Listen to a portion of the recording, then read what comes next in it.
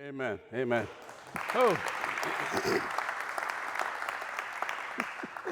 Oh, good morning, guys. I thank you for coming out and allowing me to be here. Thank you, AJ. I want to say I'm really impressed because see, normally I get invited to a men's breakfast. It's like 5:30, 6 o'clock. Guys, listen. Nobody eats regular. So my wife was she's actually surprised. She said, well, hey, what time you got to get up? I said, man, I got it's about 10 minutes away. Going, well, what time is it? I said, I think it's like 7:30, quarter to 8. She goes, it's a men's event? I said, yeah. That's weird. I said, yeah, it is. I love it, though. So anyway, so thank you, guys. I want to do something very simple and a little different than normal. So I want to tell you a story, and then I have one point in the entire story, all right? And I want to make this a brief, we'll make the story brief, all right? And what I want to do at the end is something maybe unusual also. I want to save the end for question and answers. Because it always happens where you speak someplace, and then afterwards you're sitting there for another hour talking to guys and questions here and there. So I'll condense it down a little bit, and then we'll have questions and answers. How about that? That work? Okay, no personal questions, though.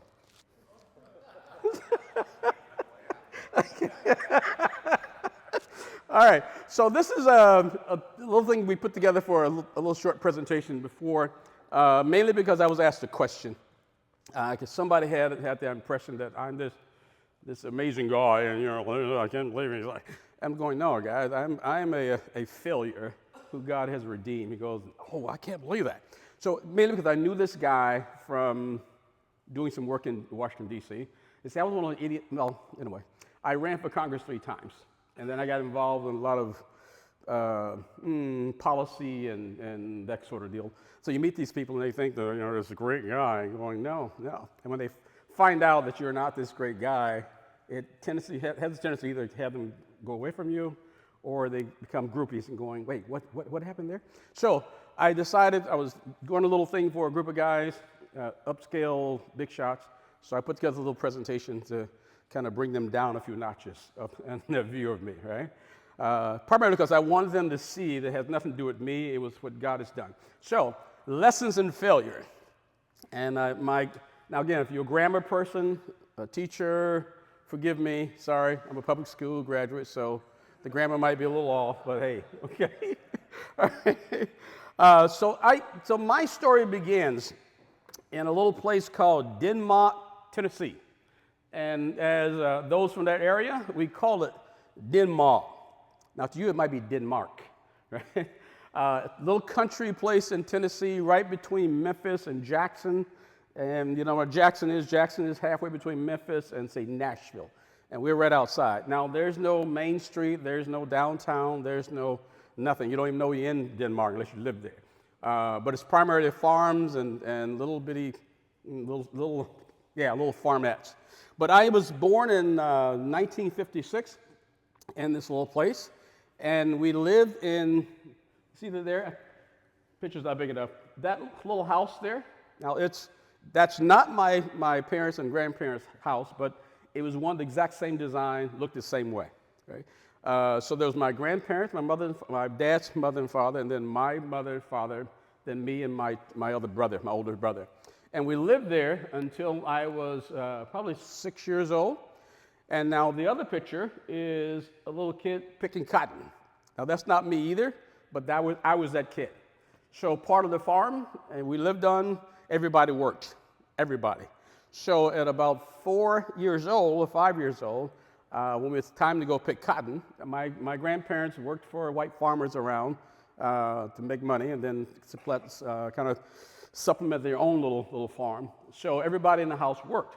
So at 4 and 5 years old, my job was to do what everybody else's job was. You go out to the field about crack of dawn, you get your little sack like that. My grandmother custom made for me from a Kroger sack, from a potato sack, and you pick cotton. My brother and I were giving a whole row, and the adults picked from both sides, and we picked from one side. So as a 5-year-old, we were out in the dirt picking cotton. And then in the fall, I think it was, spring, we also have to go out and chop the cotton. So they actually made us a little hole that you go out and chop cotton also, right? And again, there are people now who think it's child abuse, but back then I figured out part of it was it's extra hand, but the other thing was I don't have to watch you. Keep them busy. But that was so we started out in the country there, dirt poor, not necessarily the best thing. And then about 6 years old, 7, what's first grade? 6-year-old, 7-year-old?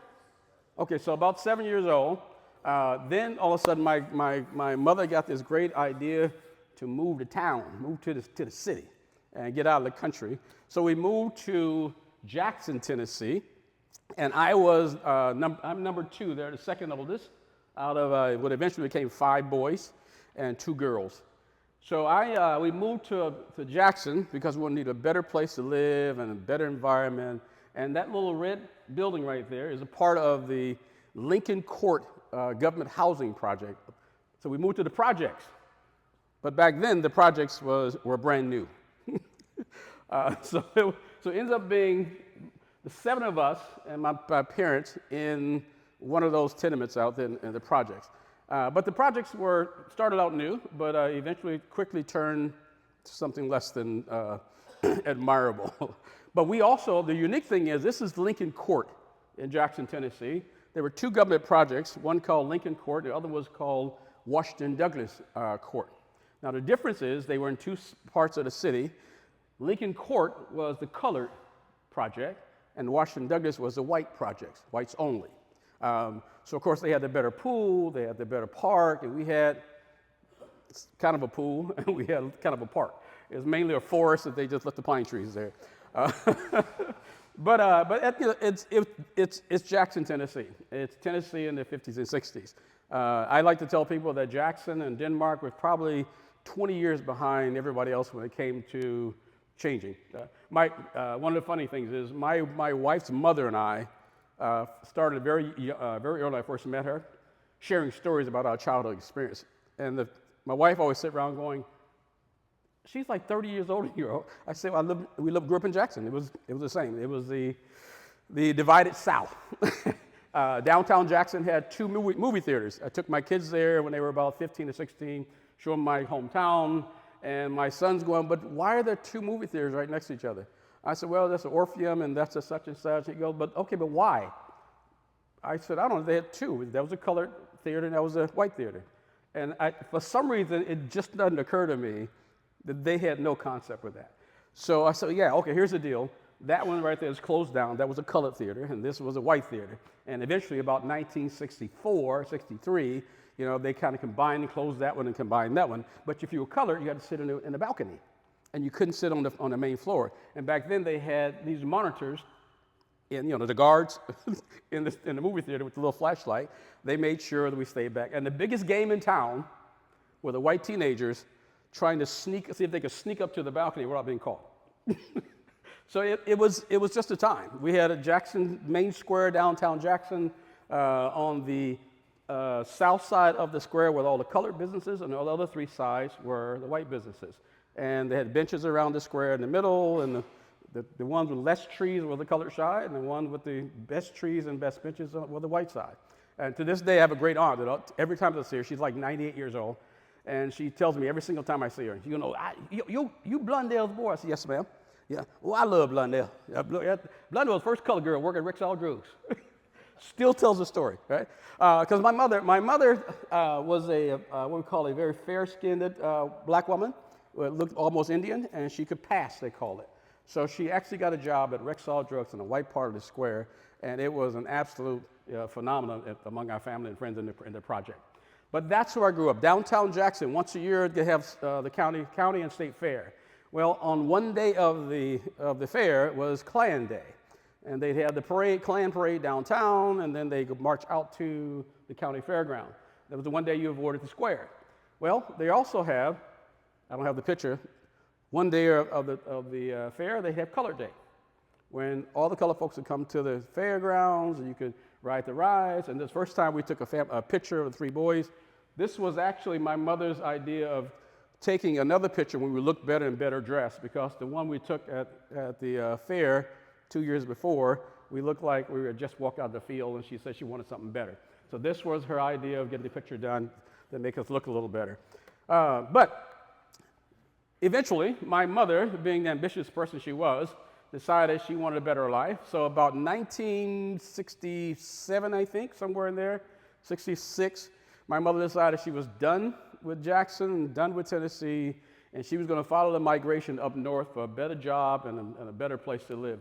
So we moved from Jackson, Tennessee to Milwaukee, Wisconsin. We first moved into a house we were renting, a duplex, and my mother again decided she didn't want to live that way. She wanted to get out of there because the final sort of event that took place that moved us out was we lived on 15th Lane and Locust Avenue in a place called Milwaukee, Wisconsin.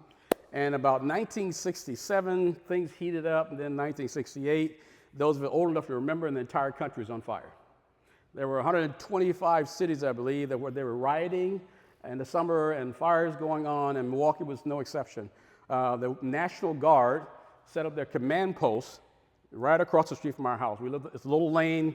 There was a Hopkins Street School sat there, and it created a perfect little environment for them to put their headquarters in and have it not have it exposed.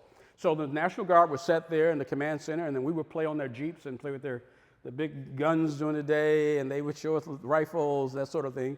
And then we, the kids, who got a chance to talk to them, listen to them, then we would go tell, Smokey and other guys, what they were planning and where they were going to be, and then so they would orchestrate their little rioting and so forth based on the information we gave them. So we became these snitches. But it was because in that area where I grew up, the second black Muslim temple ever built was in Milwaukee, Wisconsin. So Malcolm X was the minister in the Nation of Islam. His job was to go around and set up mosques around the country. Started in Chicago, Milwaukee was number 2. Also in that same area, within 4 blocks of my house, was the very first Black Panther headquarters and establishment, 3 blocks from our house, and I was part of the Panther Youth as a kid, started about 5th grade. So my sort of influences in the area were Black Panthers and Black Muslims at the time. So given the atmosphere and the time I lived in, it was not difficult to develop the idea that black people are indeed oppressed and white people are the root of all the world's problems. So I had that influence from about 4th grade all the way up until I left high school. But my mother, again, got tired of living in that area, and the riot was sort of what capped it off. So she said, we're out of here, we're buying a house.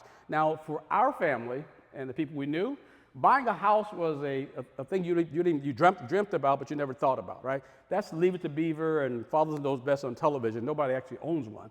So my mother had this bright idea, she'd go buy a house, and my father thought she was crazy, and everybody else thought she was crazy. But her deal is, I'm getting out of the ghetto, I'm sick of these people. So she eventually found somebody to convince her to let her buy that little house there in Milwaukee, 7th Street, 53206 was the zip code, we call it. And I'll tell you why it's important later.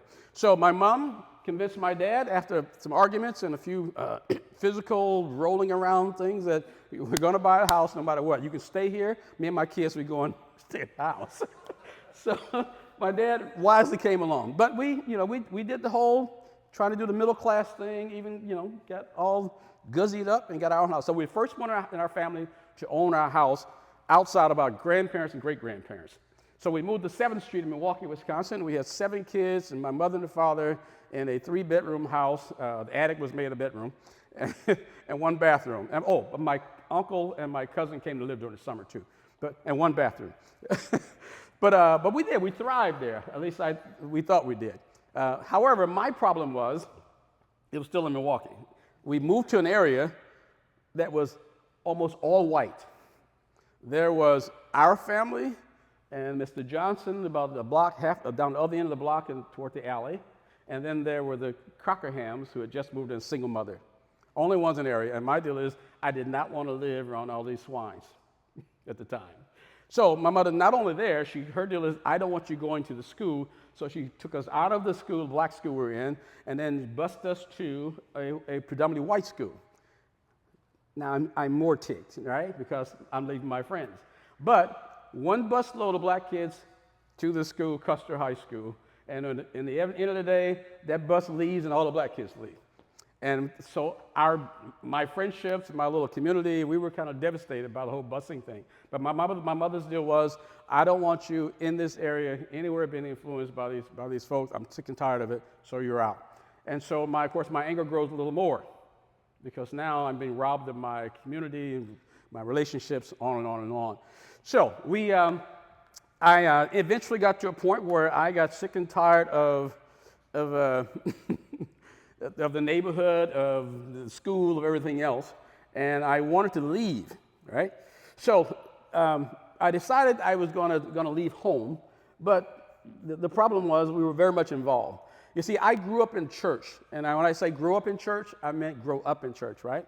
So in the picture there, that picture is Greater Galilee Baptist Church in Milwaukee. So it was the largest black congregation in the Midwest for about, 15 years, anywhere between the late 60s and early 70s. Dr. E.B. Phillips, head of the National Baptist Convention, was the pastor. I was in the usher board there, and I was a Boy Scout, and I sang in the youth choir. I was part of the Baptist Training Union on Sunday night. So Sunday morning was Sunday school rather, after my dad finished his trustee meeting, and then worship service is Sunday, and then you don't take your clothes off because we can get something to eat and come back to Baptist Training Union on Sunday night, and then prayer meeting on Sunday night. And then on Wednesday night we have prayer meeting, and then we have youth Bible study on Wednesday night. And then on Friday is usher board practice, and then on Saturday, twice a month, was Boy Scouts, and the other 2 months were choir. My dad was a trustee, my mother was a choir member and part of the missionary board. So we lived at church. We were only allowed to have friends who went to our church. Anybody outside that, we were not allowed to hang out with. I only had church friends and church people. Now, again, Greater Galilee had an actual Sunday school. That means you had kindergarten through 12th grade, and every June, you would be given an exam. If you did not pass your exam for your grade level, the next year you repeated your grade level in Sunday school. And now what you did not want to do is have to repeat your grade over a couple of times, because it was a very, very embarrassing thing for your parents in a very high-end church for their kid not to graduate, not to pass on. So there was some extra pressure. My mother's pressure was, if you fail that test, I'm going to whoop your...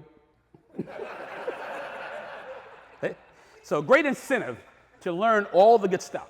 So we learned the Baptist doctrine, you learn the Baptist covenant, you learn Baptist history, you learn all the stuff about... There were things about Baptist hymns and the writers and blah, blah, blah, all sorts of things. So I had all that knowledge in my head, right? So I still, though, in that church, about the time I become about 15, I become a rebellious teenager. I started wearing bell-bottom pants and body shirts, which was an absolute no-no in the Baptist church. Shirt and tie and suit, and you don't come up in there. So I would wait till my parents leave, because by this time my brother and I are driving, right? He's driving, so we would leave later after they leave, and I would take all the stuff off and put my mod-looking stuff, 70s, and my platform shoes, and I walk into church, right? It's 1,500 people, and my mom's in the choir, and she's not gonna get out of the choir and come down, and she's staring at you with the eye, going, "Oh, I can't believe that." And I would walk all the way down to about 3/4 of the way through, and then every now and then the Pastor Phillips would stand up and going, young Greer, I see you, son. Ooh, thanks. And immediately after church, my mother would do all the niceties and get in the car. She goes, "I told you not to put that thing on." Oh, so anyway, but it was my sort of defiance, right? Because in my mind, they were a bunch of hypocrites, because all those friends we had, good church folk, well, we hung out with them at their house. We had the head of the trustee board, I won't tell you to say his name, in his basement had a full bar. I mean, little top bar tables, a bar and mirror. That's where all the other church folks who weren't allowed to drink outside came and hung out.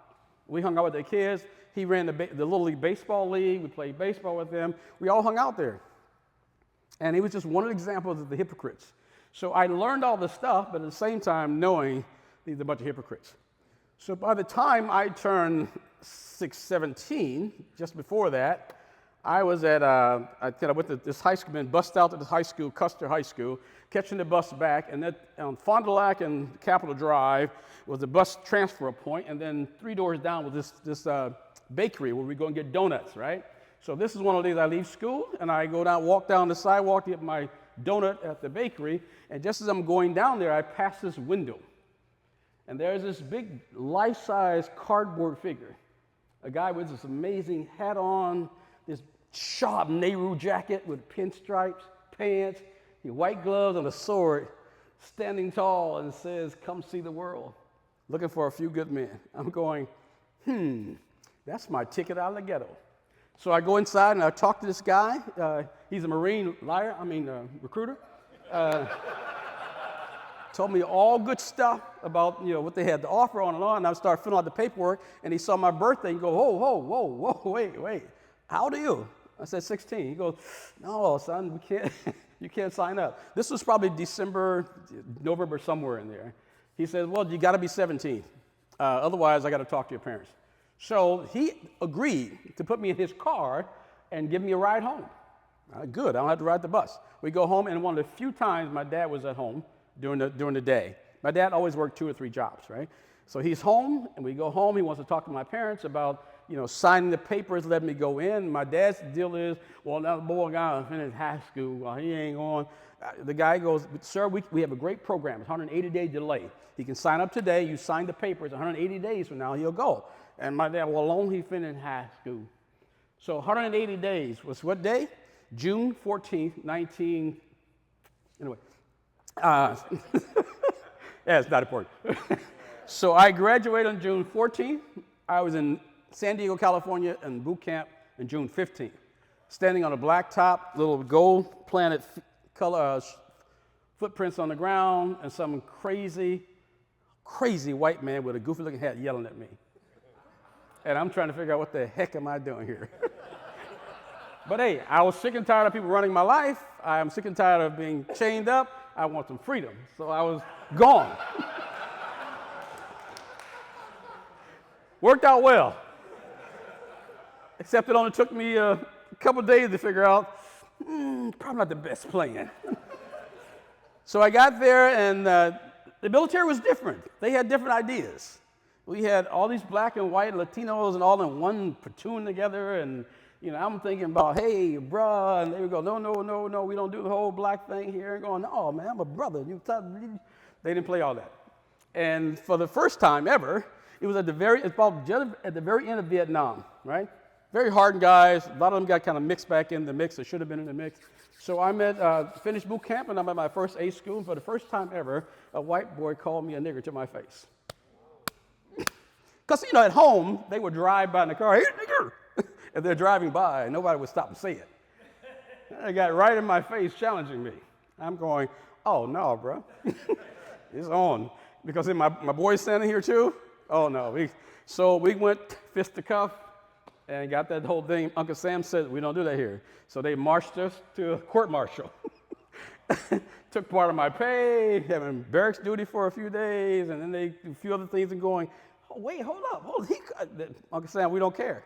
You're Marines. We're all part of the same group." So anyway, we had this. So at the end of Vietnam, you had this phenomenon taking place. You had this black soldiers, Marines. You had white Marines, and these were the brothers and these were the swines, and that's just how things worked, right? And so we didn't invade their spaces and do what they did, and they didn't invade our spaces. Even outside the base, right? You have black clubs and bars, and you have white clubs and bars, and you got MPs whose job was to keep you from the wrong area. We couldn't go in the area where the white boys were, and we couldn't go in the areas of Marines. You couldn't go where the Navy guys hung out. And you have MPs that make sure that took place. So, but we were good, fine, let them have their place. But the problem was my attitude kept growing, my anger kept growing. Because now white folks had control of my life, and I didn't like it. So my anger became worse, and my mouth became worse, and I became a little bit more rebellious. So I ended up having having office hours, they call it, court-martial 3 times. And the final time, I was in a credit union in Beaufort, South Carolina, and a chief warrant officer, W4, comes in the credit union, and he sees me and makes a beeline to me. Now, he's a white officer who's got some racial issues, they all do. And I'm sitting in the credit union checking on a loan because I've gone home after coming back from overseas, and my mother and my fiance have cornered me, and with tears, they begged me to stay out of trouble. And my fiance and I were going to get married the following June. Just stay out of trouble. So I go back, not going to be in trouble. I'm going to get a loan, buy some furniture. I got rid of my guns. I stopped hanging out with my brothers. And I actually got on a barracks duty so I wouldn't be in contact with anybody. I wouldn't get in trouble that way. But this one day, I'm in the credit union to check on my loan. And the only problem is the credit union, you had to go back off base and get back on base to get the credit union because civilians use the credit union. So the rule was you can't wear a work uniform off the base unless you're in a military vehicle, in the military business. Yeah, it's a little rule. I'm just going to run out and come back.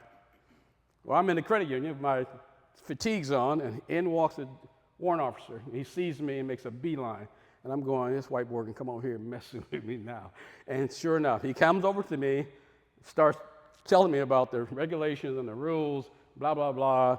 And I got the head swagging back and forth like this, which is very disrespectful to an officer, and especially in the Marine Corps. Back then, warrant officers were not regular officers. These were guys, Korea, Vietnam, helicopter gunners. They were guys who came up through the ranks. They didn't just go to OCS. They were like gods. And a matter of fact, when I was in the 70s, they called them Mr. They didn't call them warrant officer this or such and such. They were Mr. Williams or Mr. Martin or whatever. That's how much respect they deserved. But he's in my face talking to me, and I'm being very disrespectful. So he says, get up, Marine, come with me. So he starts walking toward the room in the credit union back toward the back, and I take my time swaggering up, in which he gets more and more ticked every step. He gets to the room, and he says, oh, let's go, Marine.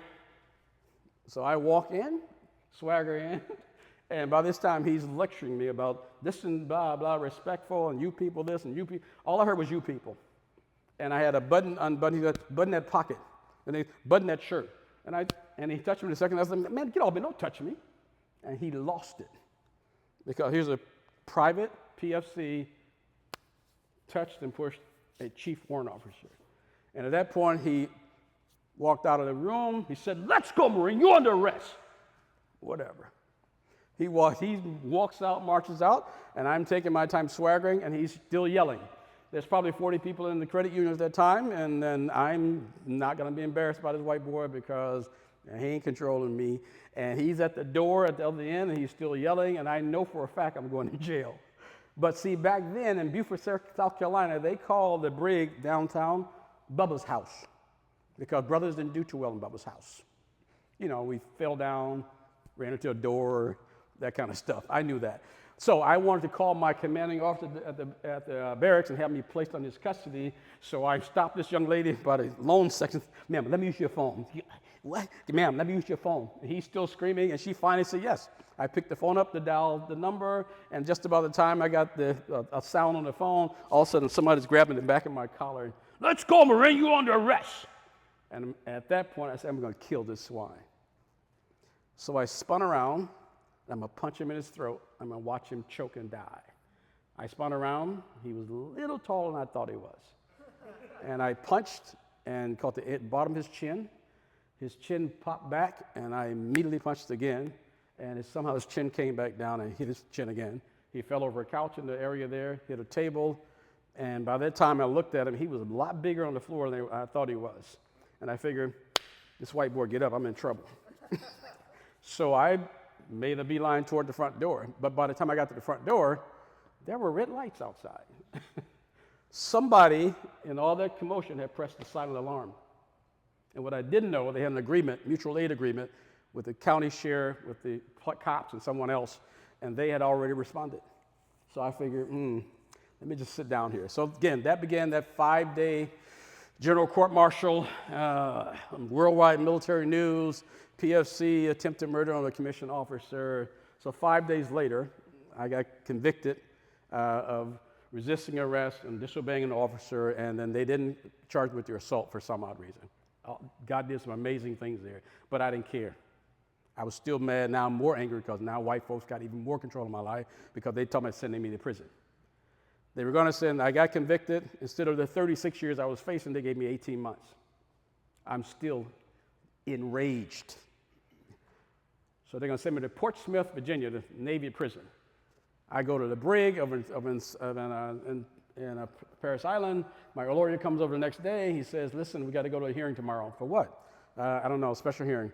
He bought me a uniform. Tomorrow morning I'll come get you. We go back to the court again. The prosecutor is petitioning the Judge Advocate General to send me to Leavenworth, an army prison.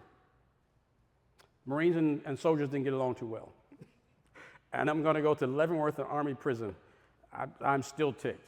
So the judge finally said everything's in order. Boom, fine, go. 18 months, hard labor, reduction in pay, blah, blah, blah, Fort Leavenworth, Kansas. And then he walks over to my table with my lawyer. He goes, I didn't get the time I wanted, but I'm going to make your life hell. So I got shipped off to Fort Leavenworth, Kansas, and a place called the USDB, the United States Disciplinary Barracks, Fort Leavenworth, Kansas, a maximum security prison. And there were 2,800 inmates and 2 Marines. Every single staff member, every single inmate knew the Marine was coming when I got there. So I knew, and they told me they knew. So I determined in my head, when I get there, I'm going to make my mark, so they make sure they know that you ain't messing with me. So I got there, and I got in the main population. The very first day in the chow hall, and when trash started, I decided to take my tray and slap a guy in the face and make my mark. So for the rest of the time I was there, I was called Crazy Junior. But I spent the next 3 months in solitary confinement. 23 hours a day in the cell, half hour for a shower, and then every now and then you get a half hour for a medical exam. And I finally figured out, after about 3 months in there, if you stop acting crazy, they'll probably let you in the main population. They were sending me to see doctors and psychiatrists and gave me all kinds of drugs, that sort of thing. And I got to a point where my hair started falling out. I got blotches in my skin. I couldn't use the toilet for 2 or 3 days at a time. And eventually, I got an idea that if I just kind of take my food without talking trash, without throwing stuff, they'll say, okay, he's fine. And they finally let me in the main population. I get to the main population, behave myself, I got a job, and then I get involved with my brothers, the Muslim, and there was the imam there who came in to do our prayers 3 times a week, and we did it twice a day, and I became Balandimu Hudari, because I was rejecting my white European Christian name and taking on my rightful, authentic, black, Asiatic name. Balandimu Hudari. And I was a Muslim, practicing Muslim for about 4 months. And one day, they decided they were going to have this special event. They said they were a Bill Glass Crusaders coming into prison. First time they were ever going to allow civilians inside the yards. I didn't care, because they're a bunch of swines. Who cares, right? And the day of the event, they say, announcement in the wing, announcement in the wing. All those who signed up for the Bill Glass Crusade report to the security booth so you can go outside. We don't care. I'm with my brothers, we're hanging out playing. And then about half hour later, they said, all of those who didn't sign up for the Bill Glass Crusade, report to your cells for security lockdown. Wait, what? This is old Leavenworth. There's no air conditioning. There's barely any heat. That building there is probably 10 stories high. There's a building inside the building, which is a cell block. My cell was on the 8th tier. We stayed downstairs all day because it was hot, about 120 degrees in the cell, and I'm thinking, this is crazy. So me and my friend decided we'd make a bum rush toward the guard at the front gate and see if we could get out. And for some reason, this idiot said yes. He let us go outside. So we go outside, and here's Bill Glass. He's got Roger Staubach, only 2 people I had any idea was. And then this black pitcher from the Houston Astros and a 9th degree karate master. I don't care about any of them. I like karate, though. But the problem is, every time they would start talking, they start talking about Jesus. And I'm thinking, like, I'm out. And one more guy mentions you. The karate master comes up, he does his thing. I enjoy it. He starts talking about Jesus. Me and my friends, we out. And we got off the bleachers, start walking back into the castle. They call it the castle. We're going inside, and there's a little white boy standing right next to the entrance to the castle, sweating bullets. I don't care. It's just a white boy. I'm walking past. And next thing you know, we're walking down the hallway, and there's somebody behind it talking. And he's talking, and the guard says, you can only have 2 of you guys walking at one time. Come sit over here. My friend takes off because he don't want to be seen with this swine. I'm sitting on the bench now, this white boy talking. I have no idea what he's saying. But all of a sudden I heard him say, so would you like to pray? Hey, pray if you want to, go ahead. Hey, let me out of here. He started praying, I go back.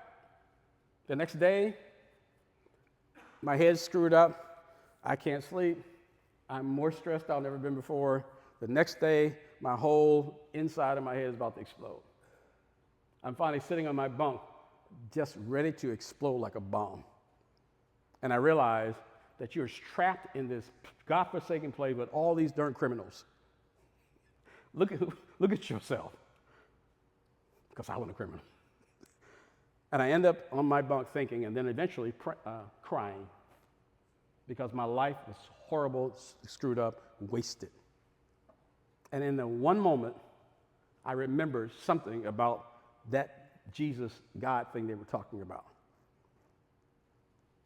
And all of a sudden, all those memories from that church, Greater Galilee, started flowing back in my head. So I sat on my bunk. I said, God, listen, man. If you're real, get my head straight. Take care of this. And I actually fell asleep. And I got up, went and got something to eat at the chow hall, came back, and I literally felt like I was floating all the way back. And I got back to my cell. I said, God, listen, you keep doing this for me, you can have anything I got. My very last breath if you want it. Now, a lot of my evangelical friends say, well, that wasn't a proper prayer. You didn't confess your sin. But God understood the sincerity of my heart. I literally meant he could have anything I had, because my headaches were gone. I used the toilet first time. Amazing experience there. Just normal. I mean, and I literally felt light as a feather. And even my cell looked brighter for some reason. I'm just going, yes. I went to the chapel the next day, asked the chaplain for a Bible. We have to have a group. And I just want a Bible, all right? Just let me in a Bible. So I went back, got a Bible, and I started pouring through it, reading stuff that I had never seen before for some odd reason. And things just jumped out at me. And all of a sudden, I go to my imam, said, look, I'm not coming to prayer anymore. I'm renouncing this Muslim thing. I'm taking back my rightful name, and now I'm following Jesus. And they thought I was crazy. And so for the rest of my time in Leavenworth, I was one of those Jesus freaks. Man, don't come on here with all that, bro. I said, bro, you need Jesus, man. Let me I think jailhouse preacher. And I'm going to get out, I'm going to go home, and then when I get home, I'm going to go back to my church, and then we're going to tell her about Jesus, right? I go back home, and by the time I get back home, remember that neighborhood with all those white families and all the great families there?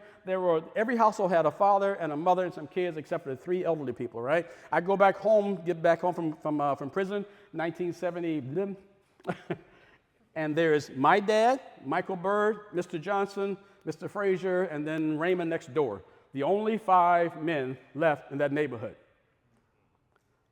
Our backstop in the alley for playing baseball was the church. There's a church literally every 3 or 4 blocks in that area around there, right? Get back home, but there were 5 men maybe and their families. What happened? 1967, 68, the government comes in with these amazing welfare programs. My mother applied. Problem is you're married. So if you can get rid of your husband's stuff and apply as a single woman, we might give you some cheese and some eggs and maybe a little help on your rent. But they did that for everybody in the neighborhood early on. And somehow along the way, men got the idea that if I'm not married, she can get my wife and keep my woman, my kids can get some help. And that just continued on. So you had the government programs coming in saying that, if you're a single mother with single kids, we'll give you money. If you got more kids, we'll give you more money. And all of a sudden, magically, you have single families growing like crazy. When I was growing up there, Sherrod Cockerham and Portia Rogers were the only 2 houses you could not play at. You can play at anybody's house. They can play with you on the playground. They can come to our house. You can't go to their house. Why? Because they ain't got no daddies. And it was hard, fast rules. Everybody in the neighborhood knew, ain't no daddy there. You better not be caught over there. Fast forward to 1970, 73, 74, 75, and that's the whole neighborhood. Now, by the time I get married in 1979, Nick Greer, my dad, Michael Berg, and Mr. Johnson were the only men in the entire 4-block area in the household. Okay. 53206, if you look that up, it's now famous because they've made a movie even. 53206 is the perfect example of cultural collapse in a neighborhood that we're actually witnessing still to this day. Couple things, right? So the government welfare system came into place, and the churches completely withdrew, completely isolated themselves.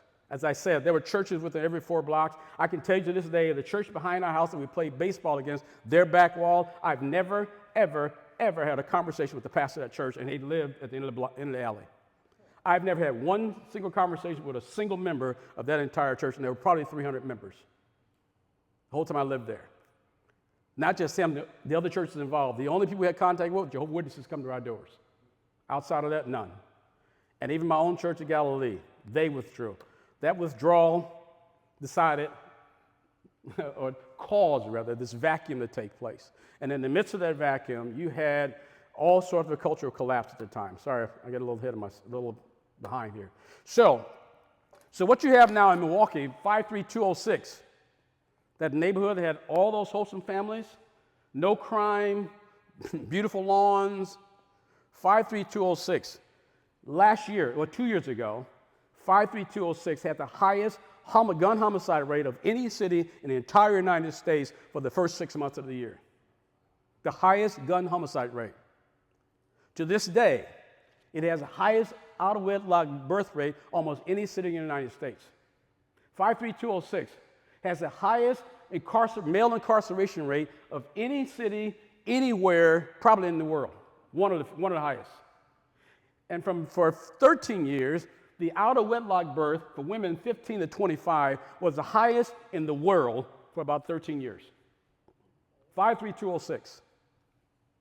And you go on and on. Dropout rate, it's about 20%. Unemployment rate, one of the highest in the country. Milwaukee is the 53206, one of the most violent places in the entire United States for the first 2 or 3 months of the year, outpacing Chicago, Atlanta, New York, anywhere. And you look at it and you go, how in the world could a wholesome, great, family-oriented neighborhood completely devolve into this satanic, pretty much hell? We spent the first 5, 6, 7 years of our marriage trying to convince my relatives to move out. Some of them did, most of them didn't. Right to this day, my best friend, his kids still live there. But I went to a wedding, and there was a gathering after the wedding, and then the fight breaks out. Why? Because his 15-year-old daughter, somebody asked her about her baby, and she said, "I ain't got no baby." And they said, "You lying." And then she said, "I'm not lying." And you got a baby. No, and then everybody's kind of chiming. Next thing you know, there's a screaming and yelling, and then fighting back and forth. We have to break the fight up. Why? Because she lied and said she got no baby, trying to think she's better than everybody else. Why would that turn into an argument?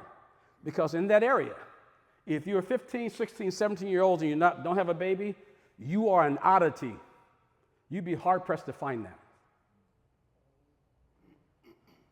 If you talk to a young man that's in his 20s, early 30s, hasn't been to prison, hasn't been to jail, you are a rarity. How is that possible? Because back when the church and the government said that men were not valuable, they weren't important, and they gave them all kind of incentive to leave and stop being men. And if you withdraw men, godly men, from a family, from a community, from a city, it will indeed crumble. 53206 is an absolute microcosm of what happens when men stop being men. Now here's the thing we tell people, right? Milwaukee and 53206 is a canary in the mine shaft. Whatever's happening there is going to be happening everywhere else. No one believed us 20 years ago. Now you can travel anywhere around the country and you'll see the same thing. Wherever men, stop being godly men, wherever the church withdraws itself, cultural collapse starts to take place. The longer those men are disengaged, the more it collapses. Broken marriages, homeless kids, you have kids without fathers, and then you have all sorts of problems. Now, why is that important? Because God has a plan. He's always had a plan. His plan A is plan A because there's no plan B. And what is God's plan A? What is his plan to stop this sort of cultural collapse? It is that men start being godly men, and those godly men pour into the lives of other men, and those men who now have poured into their lives pour into other men to teach them how to be godly men. And God, through that amazing thing, redeems culture, redeems neighborhood, redeems families. If a man follows Christ and becomes a godly man to pour into other men's lives, his family, his marriage, his job, everything completely changes. We call it discipleship. It's God's plan A. I'm going to give you another military analogy. I had a commanding officer.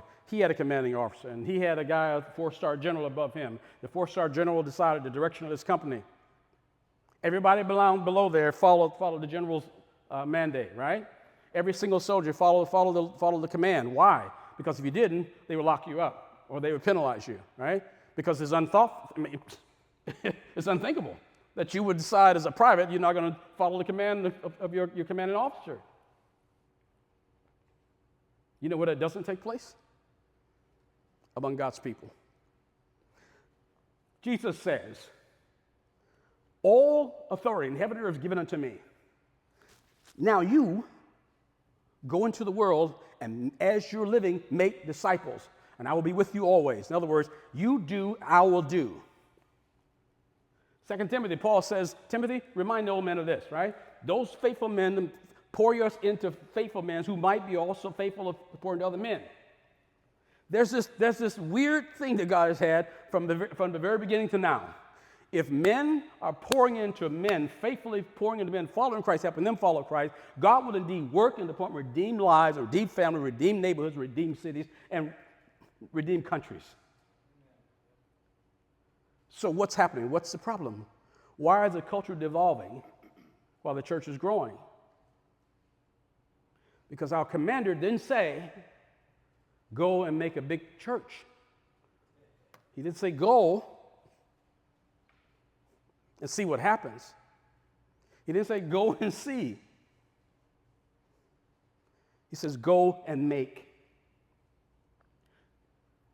I'm in this role because it is a passion of mine. My childhood taught me, and what God taught me through discipleship, that, the answer to our problems is not some social program, it's not politics, it's not anything else. It is a church being about the mission and the command of its commander. And I would say for the most part, we're in disobedience.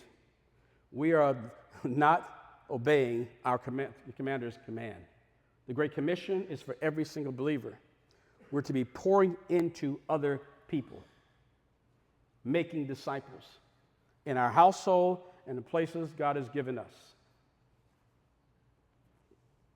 And if we're not doing that, we're in violation of the command. So, I got one message, one point. If you take God out of an environment in a man's life, it falls apart. If God comes and redeems that life through another man, the guy who came to disciple me, then of course now you have restoration, redemption, transformation. Where my wife and I are the only ones in our entire family on both sides who haven't been divorced. We're married and have our kids. We're an oddity among both sides of our family.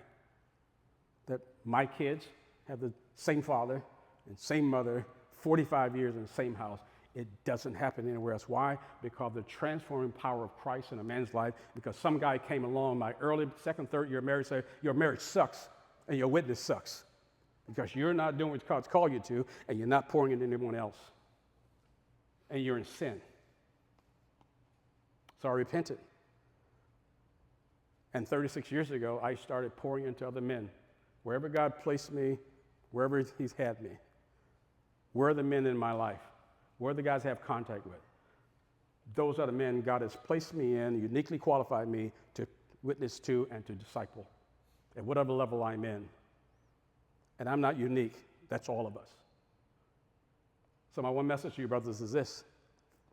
You want the culture to change? You want politics to change? You want the world to change? Disciple other men. Pour into other men. Doesn't matter how old you are, how young you are. If God has done anything in your life, you now have more than the other guy next to you. It's important to him what God's giving you. And that which you don't have gets from someone else. We all need to be a Paul. We all need to have a Timothy. Amen?